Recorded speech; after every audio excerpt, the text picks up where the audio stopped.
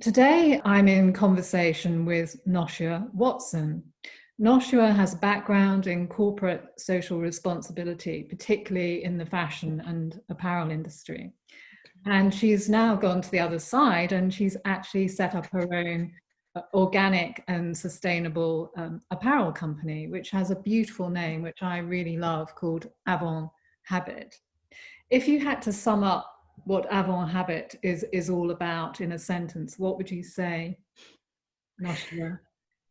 So we usually think of habit as meaning clothes, but one of our artists, Kelly McCollum, is also trained as a goldsmith and jeweler, and habit is a technical term for understanding where to cut the stone. And then we like Avant because that very much aligns with our mindset of being, forward thinking and avant-garde. When I think of habit, I have to say I also think of Nun's Habit. Yeah. Has anybody said that to you? No, I think actually, when you It's think quite about the play on words, you're right. Yeah, in a charming way. exactly. Exactly. Yeah, I would say the three of us were the opposite of nuns, but much respect. So, what made you want to actually set up your own fashion house? Was it the idea of championing artists? Because, let's face it, it's not easy to be a writer and artist. It never has been, and make a living.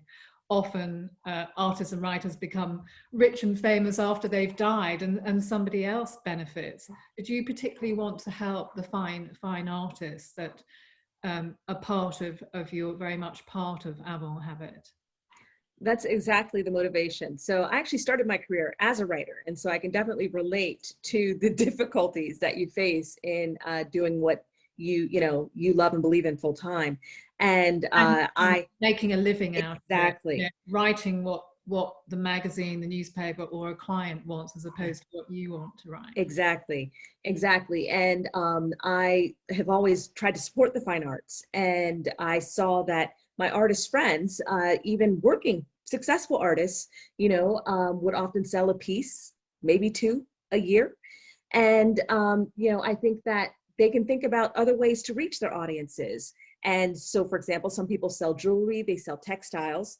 And I said, well, why not clothing? And they were interested in that. And I wanted to help them also, given my background in business and my knowledge of the apparel industry. I wanted to help them do that in an ethical and sustainable way. So how did you meet the two artists who are featured in Avalon Habit?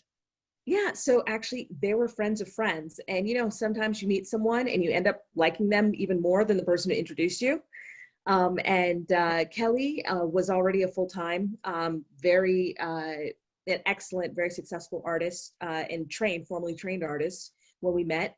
Serene continues to work as a creative in the advertising industry, but she has been an artist since her teens. So they're very different, aren't they? I mean, that's one of the exciting things about Avalon Habit. You've got two very different artists. One is inspired by Victoriana, by taxidermy, by these very intricate, beautiful, fanciful images, which are very much about the imagination and reimagining nature. Exactly. Extremely intricate and colourful, and they transport you. Your other designer, Serene, is very much married to the Deco period, so that you've got wearable art that would appeal to different people according to our moods. Because that's the thing about fashion and art, isn't it? It's the opportunity to express ourselves, to show what we're feeling, and as you said to me yesterday, without shouting. Yeah, exactly, exactly. I think what is so great about fashion is that, it's what makes us people. It's how we get to express ourselves and, show who we are and show, what group or crowd we belong to. And at the same time, we want it to be sustainable, right? We don't want to, harm the earth and basically, harm our own chances of surviving. But, we still need to be human and, express ourselves and say what we want to say. What I think is really interesting, about the artists is that, they bring their whole selves to their art. So Kelly, in addition to being a formally trained artist, she actually originally trained as a veterinarian. So, you know, she's bringing her scientific training and love of animals, as well as her formal artistic training. And Serene as well. Yeah, exactly. And Serene as well, part of what she brings is, you know, in addition to the handcraft and design, actually all of her designs are hand drawn. So that is actually hand drawn precision that you're seeing, you know, rendered. And you know, part of that also even comes from, you know, her practice working in the advertising industry, where you're taking, you know, big concepts, but, you know, communicating them in very direct, simple ways. I think the idea of being able to champion an artist by wearing a piece of fashion that they've created is a really exciting idea.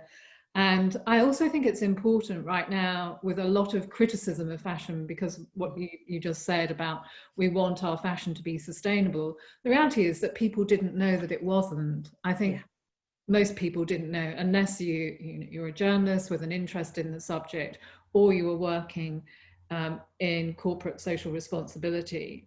People had no idea that fashion was costing the earth, or that people were being exploited. And I think it's very important that we shouldn't say that all fashion is bad. You know, fashion is empowering. Wearing an artist's work is empowering. We just need to get the supply chain right. You know, a lot of people are talking about not buying new fashion, but as a journalist, I am vehemently opposed to that idea. It's not the answer. The answer is to do better fashion, to do good fashion. It's not the, you know, it's not the fault of the artists, or also people's love of fashion, because it's about self-expression. That's really important to hold on to, don't you think? Absolutely. You know, we want it to be fun. And that's also one reason why actually sometimes I say, you know, we do apparel as opposed to fashion, you know. Yeah, because you know, for us this is, or I joke, it's high class merch. You know, why merch, because that, you know, that's been used a lot by fast fashion, hasn't it? Yeah, but also it's used to refer to novelty fashion, right? Yeah. But why can't not fun, quirky, novelty fashion be ethical? Great fashion. And well, there's no reason. Yeah. And the other thing I wanted, so, you know, because there's a lot of people are pushing second-hand fashion, but that's only part of the equation. You know, yes, there's always been second-hand fashion. I was buying second-hand clothes as a student because I wanted to dress as an individual, and I didn't have a lot of money. It's not new. The important thing is that we have pre-loved fashion, second-hand fashion. We have rentals, a good idea. And then we really need to help people who want to do slow fashion and ethical fashion, to make it easy for them to start great ethical fashion businesses. Fashion's not the enemy. The enemy is supply chains that are not sustainable, but they can be made sustainable. So, you know, it's not that fashion is the bad guy here. It's certain practices that have grown up, which are not new. You know, they've been going on for 400 years, as I know from doing my V&A documentary. And a lot of very alluring, seductive marketing hides that. So we need transparency. But, you know, we want to be able to enjoy fashion. I think that's so important. You know, it's life enhancing. Exactly. But also, you know, it has to do with how you're taught to make things, right? Because it is, you know, fashion is, you know, these beautiful, complex things, right? That traverse the globe. And so when you know, go to fashion school, or even, you know, just get your start in the industry and learn how to make things, a lot of it is being, well, how, when I first design things, do I think about the end use? Or do I think about recycling? You know, that has to be built in from the beginning. Yeah, I mean, the fashion schools were not teaching it. They resisted it, as did, you know, the people who make a lot of money, and that includes some big media companies. They all ignored the elephant in the room for too long, that fashion was dirty and polluting. It could have been cleaned up earlier. But now it's out in the open. It's, you know, it's not the fault of the students if those schools weren't teaching sustainability when they could have done earlier? So I think that a lot of the fashion schools are now including sustainability very much in their curricula. Yeah, I know exactly. that Swarovski are working with St. Martin's School of Art, and it can be exciting because fashion is all about invention, isn't it? And it's about engineering, which lends itself perfectly to sustainability. It doesn't less, you know, it doesn't mean that fashion has to be less, because it is all about the imagination and resourcefulness. Now, tell me how you got started with Avalon Habit. I mean, obviously you knew about the supply chains, but was it hard to get started with these artists and set up the company and then start selling at pop-ups? What was that like, Noshua? Yeah, so it took us 2 years to go from concept to basically samples that we were ready to take to market. And so I went to Kelly's. Yeah, well, I went to Kelly's house one day and she had a t-shirt with one of her designs on it. I was like, that is so cool. But she said, you know, I don't quite like the fit. I don't like the quality. And also, you know, this was a standard t-shirt, you know, again, of merch, I'll use that phrase, a blank that, you know, she just had gotten from, you know, a neighborhood supplier. Yeah. And so for us to build the supply chain the way we wanted it to be, where we knew the cotton was organic, we knew it was sustainably sourced, we also knew that it was fair labor, that our supplier, you know, basically works specifically with 6 factories in Bangladesh, and, you know, closely enough to the point that I could read the reports on the working conditions, myself specifically, you know, line by line for each factory. You know, that's the kind of transparency we were looking for. So in order to do that and then be able to get them produced, you know, here in the UK, you know, get the sustainable blanks and then have the printing and embroidery done to the standard we want here in the UK. That's exciting. That takes time. I know that you're using my friends at T-Mill. Yes. I've been on that journey with them. They helped me out with ethical-hedonist in the beginning because they lived down the road from me. Exactly. On the Isle of Wight, and they've set up this incredible circular factory on the Isle of Wight, and I think they are the only completely circular fashion factory in the UK now, and you're using them. It's exciting that you can make the t-shirts in the UK. Exactly. So that's the second part of our journey. So that was actually the second time we set up our supply chain, because then we set up this great sustainable and ethical supply chain, and then we learned about being circular. And, you know, we realized that, you know, we could not with a conscience, you know, go forward basically making more, selling more without having the end use in mind. The circular end use, yeah. Yeah. Yeah. Could you just explain to our readers what that means? Well, so if I buy your beautiful sweatshirt with the bird on, your bestseller, which is a very, very striking piece of wearable art. And I don't know, what's the shelf life? How long would that last with regular use? How long would you expect it to last, Noshua? Yeah. So with regular use and also, you know, washing, we'll call it washing. I think that's the that's the key. Obviously, one of the keys to the durability of any piece is how often you wash it and how hot you wash it and whether you air dry it. Yeah. But you would expect it with regular use to last several years, at least, you know, 3 to 5. With regular use. Yeah, and exactly. So basically, you then can send it back to T-Mill to be broken down, where it will then it's a totally circular loop. It will be used. The fibers will be used to create a new garment. And how do you incentivize your audience to send that used t-shirt or sweatshirt back? So when they send it back to T-Mill, then they can receive a £5 voucher to buy their next garment with us. Do they get some sort of code? How do you manage that process, the circular process? Yes, that's right. So they receive it. They receive a code. So when the items receive back, they receive a code. Is there a barcode in the actual garment that can be scanned? So not in all of our styles, only in certain styles. Right. Okay. So have you visited the T-Mill factory on the Isle of I Wight? have not yet had the pleasure of visiting the Isle of Wight, but I'm really looking forward to it. I think it's fantastic that they produce in the UK.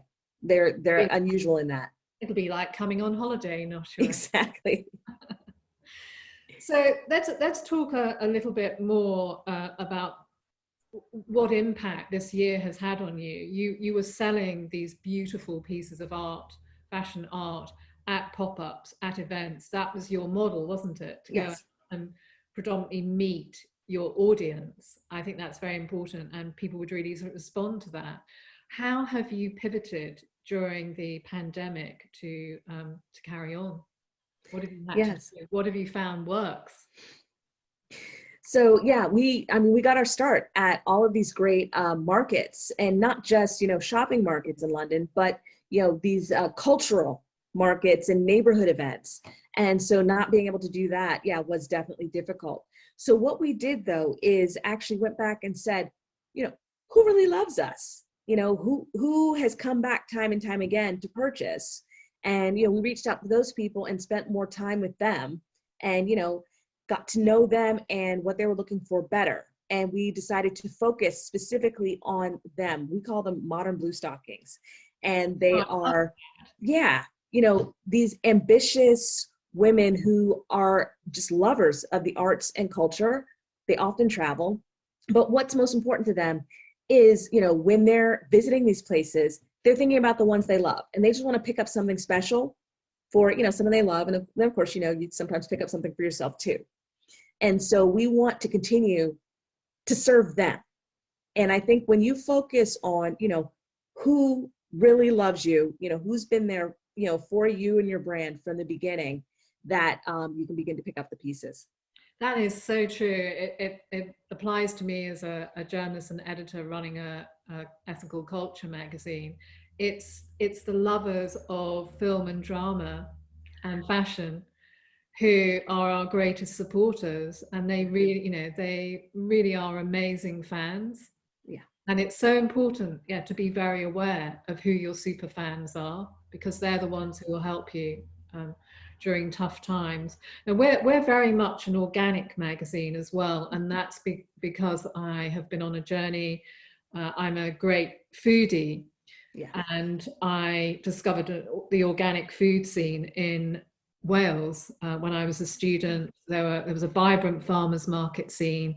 I was teaching myself how to cook, and I found it so exciting to be able to go to a market and meet the farmer, meet the producer, and buy food. I would cross an ocean to buy an ingredient. I am absolutely crazy about cooking and food, so that's a big part of the magazine, and it goes with culture because we need good fuel in order to do our best work.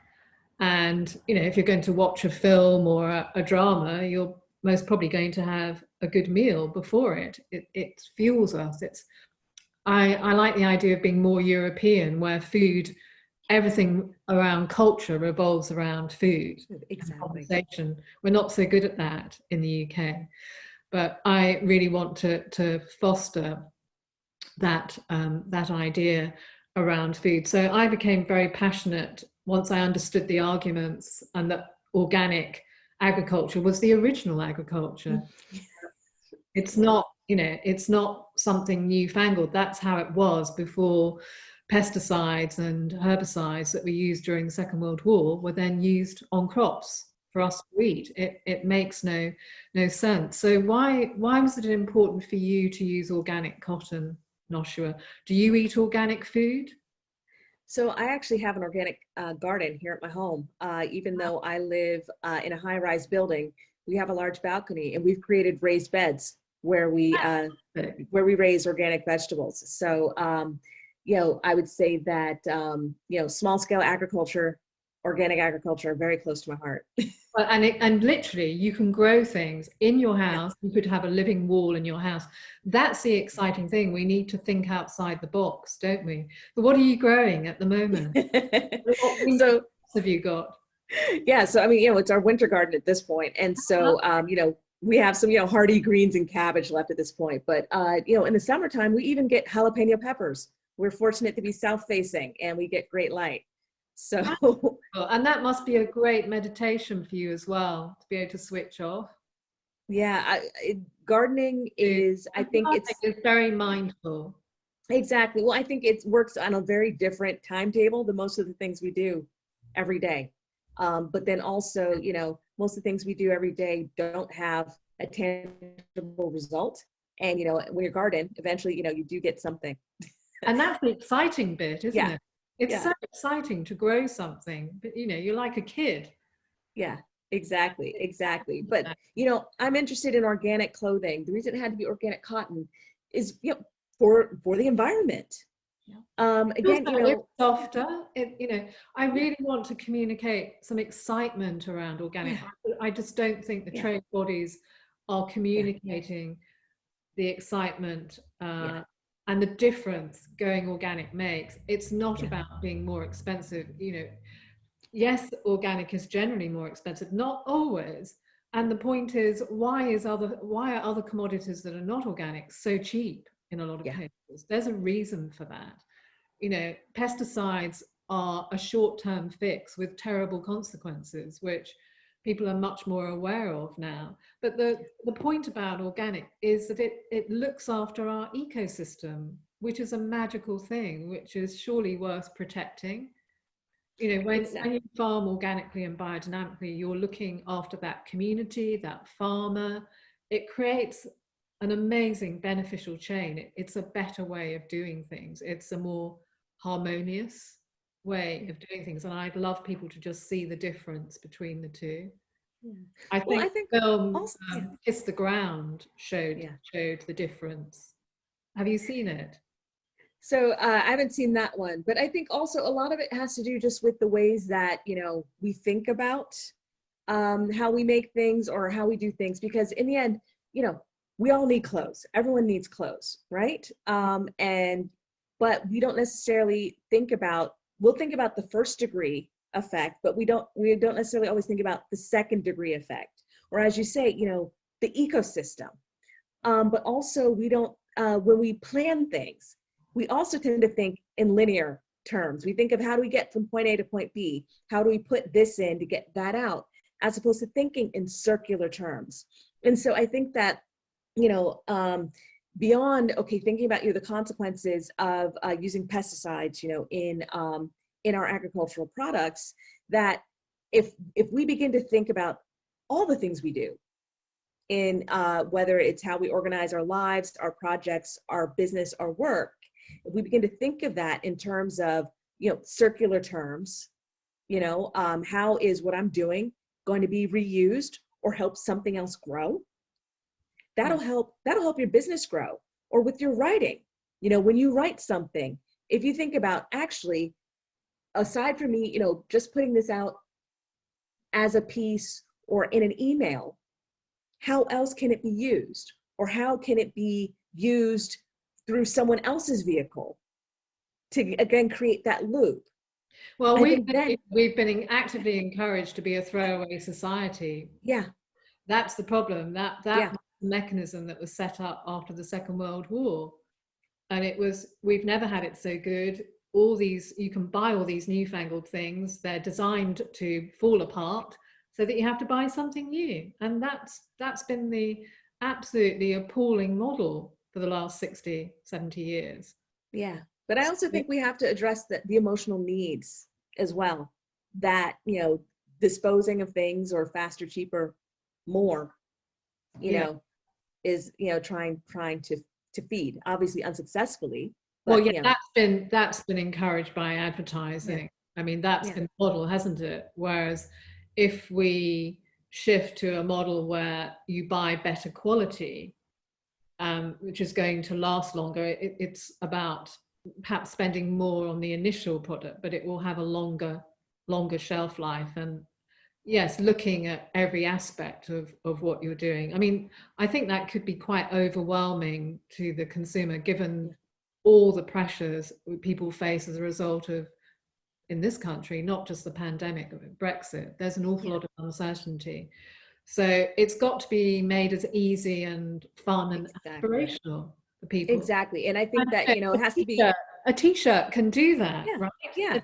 A t-shirt where you've done all the hard work, which someone can be a patron of the arts Yeah. It's a great way to do it, to show your support in a way which makes someone's day. You're looking after that supply chain and that artist, but we have to make it aspirational for people. It can't be too much of a lecture. Absolutely. Because unfortunately society has become quite complicated and people are very stressed. I think we need to remove the stress from our lives. A lot of that is to do with all these gadgets that we've invented, right, which don't necessarily improve our lives. Now we're looking for ways to slow down, which is something I just examined on my last show. We speed up and then we're all desperately trying to slow down. Yeah, Where but I think that, for our own good, we create these situations, and then we have to create a situation to deal with what we've invented, with what we've created. Exactly. How does art enhance your life on an everyday basis, Noshua? Oh, I have it hanging all around my home, and specifically my friends' pieces, because I know how they were made. So when I look at it, I don't just see the art. I, in my mind's eye, see my friend touching it. It creates that sensuality, right? I can see her, placing it. I can, smell the materials. I can hear her, working on it, or the, paper or pen rubbing against each other.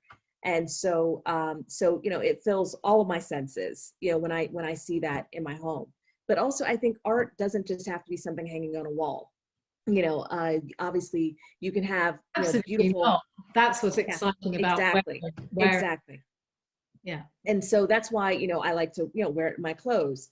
But you also can find it, in gardening. I also nurture quite a few houseplants as well. And for me, it's just trying to engage, all of the senses in my everyday environment. So when it comes to your two very different fine artists, I noticed that you're wearing one of Serene's tops. Do they have names, these pieces? So they are, at the moment, we name them based on what the artist named them. And actually, I work very closely with both Kelly and Serene. We don't put anything into production without their permission, because this is a chance for them to see their vision out there in the world, and they should have the right to say thumbs up or thumbs down. Oh yeah, I imagine it's a really fascinating collaborative process. Yeah. So it really is a lot of fun. We will start out, obviously, a few months out, and play with ideas and mock things up, and then in the end, it comes down to gut feel. Ooh, I like that. But then also the technical aspects of production. Can we produce that and have it look great? Exactly. Every time. Great design, but is it going to work? For example, on one of your Bluestockings, is it actually going to translate into a top? Because you have to get the sizing right to show off the image, but it might be a great design that wouldn't actually work as a fashion garment. Exactly. And we've actually even had challenges at the very beginning, because a lot of Kelly's work it's 3D, it's jewelry or sculpture. Serene's work, a lot of it is mixed media on paper, and getting that to render properly digitally, so then we can render it in 2D on a shirt, actually took a lot of collaboration with a graphic artist as well as the original artists. And so, for example, getting gold like this to render properly, gold pens that you write on with paper have a lot of green in them, which is not flattering to So actually, I worked I think it took 2 hours with a graphic artist to sort out that gold actually consists of orange, peach, and pink. Those are the different spectrums of the color. Yeah, exactly, in order to render properly. So yeah, there are technical production aspects that, that go into, making a design, real on clothing. Yes, it's a complicated business. Tell us about some of the best sellers in the collection that your Bluestocking clients love. Yeah. What's the most? I mean, some of them are very whimsical. Some of the pieces are, as I said, very, very graphic, inspired by the heyday of Art Deco. What is the most popular piece in the Avant Habit collection? So, What do your admirers aspire to wear? so our bestseller is the KMC1, and that's one that we're actually bringing back. So we produced a version that sold out. You describe that because we won't know what that means. Yes. So it's a painting of a bird on a chalkboard, and one of its friends, and this bird seems to have had an accident, and one of its friends is standing by watching.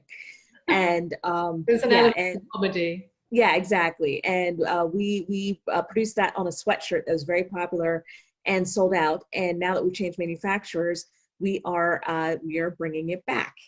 And so yeah, we hope that that's going to continue to be popular with people. In terms Very of catching in a monochrome, isn't it? It's black and white, which always looks extraordinary with some color. So it must have been quite complicated to get all that as good as it does. Yeah, so the original production of that, was quite complicated, and we went through several samples, originally in order to get that to work. But yeah, it paid off. But then in terms, what about the more intricate bird which you've got on one of your tote bags? I mean, that's a work of art. There's so much detail in Kelly's illustration. How long does an illustration like that take an artist? So actually, that is a sculpture. That is 3D. That is 3D. And and so that is the Generale sculpture of hers. It's an owl, and it's just, absolutely adorable. But again, that just goes to show that, it's the work of several people. In addition to Kelly's fantastic sculpture, that's the work of a digital photographer and a graphic artist in order to make that render that vivid. That's interesting because to the layperson, we wouldn't know that you have to have all that expertise to put that design onto a piece of clothing. That's fascinating. What's it like to do these pop-ups and meet your public? So on one hand, it is extremely fun, and I think particularly when you are doing something that's consumer focused like apparel, getting that instant feedback, because that's priceless, isn't it? You've got to, that's the only way we're going to find out whether somebody likes our writing or whether they love your Avant Habit clothing, whether they like it or they make suggestions to you that are very, really important feedback, because otherwise you don't have an audience. I mean, you want people to love it. But also when you return to events time and time again, you get to know people, and there's a real community. And then to encounter those people in other business settings, just really helps. It just builds on itself. Yeah. And at the same time, it is a lot of work. Yeah. And, getting up at 6 a.m. and, dragging, duffel bags. That's really market life is hard, isn't it? It's hard. But oh no. Yeah. So I have to say, actually, with the pandemic, I don't miss that part. Have you been doing virtual events? Have you been doing virtual events, Noshua? So we have markets. Yeah, exactly, right. And so we have participated in some virtual events, but it's not quite the same because people aren't able to handle it. So of course, it's nice to Christmas market would be so lovely. Yeah, the whole feel of Christmas markets is wonderful. Exactly. But also that being out in the open, hearing the live music, having all the people walk around you, you know, that It's the creates atmosphere too. the vibe, the atmosphere. Yeah, And also you can't beat meeting your customers face to face. exactly. Exactly. Exactly. But, you know, there are also, you know, pop-ups in surprising places. So once things resume, I was actually fortunate to participate in an HSBC sponsored pop-up. So I was in a bank branch. Really? In And London? yes, and it was great.